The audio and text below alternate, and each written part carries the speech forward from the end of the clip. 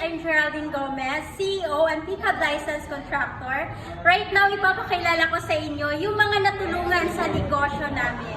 My name is Edna Del Puerto, 51 years old, may 3 anak, isang full-time housewife, at ang good news, nakita ko ang one-stop shop business.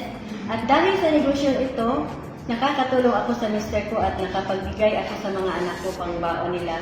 Kaya kung ikaw ay katulad ko, subukan mo din ito. Hello po, ako si Letty Aquila, a retired employee for 30 years. May 2 anak. At dahil wala na po akong trabaho, naghanap na isang opportunity na nasa bahay lang. Buti na lang, nakita ko isang negosyo ito at kumikita. Sa lahat ng mga retired employee, pwede niyo po din itong subukan. Everyone, ako pala si Geraldine Tayo Albaran from General Santos City. Isa pong housewife na meron pong 3 anak. Dati din pong empleyado for 10 years. Isa din pong sari-sari store owner kung saan nasubukan ko din po yung ibang traditional business. Buti na lang, nakilala ko po ako sa negosyo ito. Nagkaroon po ako ng one-stop shop business na meron pong ticketing, building, insurance, waste payment at marami pa pong iba. Kaya sa online business na ito, kumikita ako nasa bahay lang.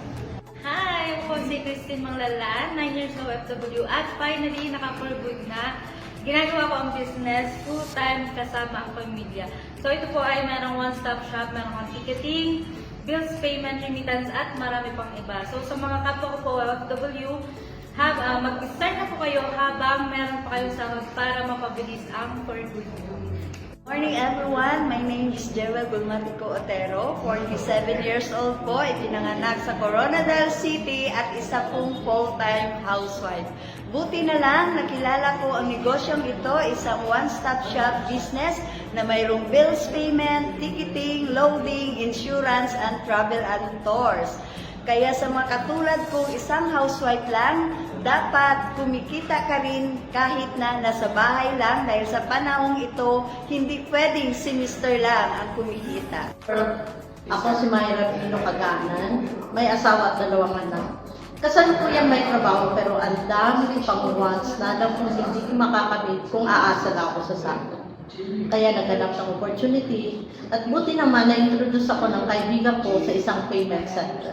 So ngayon may payment center na ako at unti-unti ko nang natasama ang biyaya ng negosyo.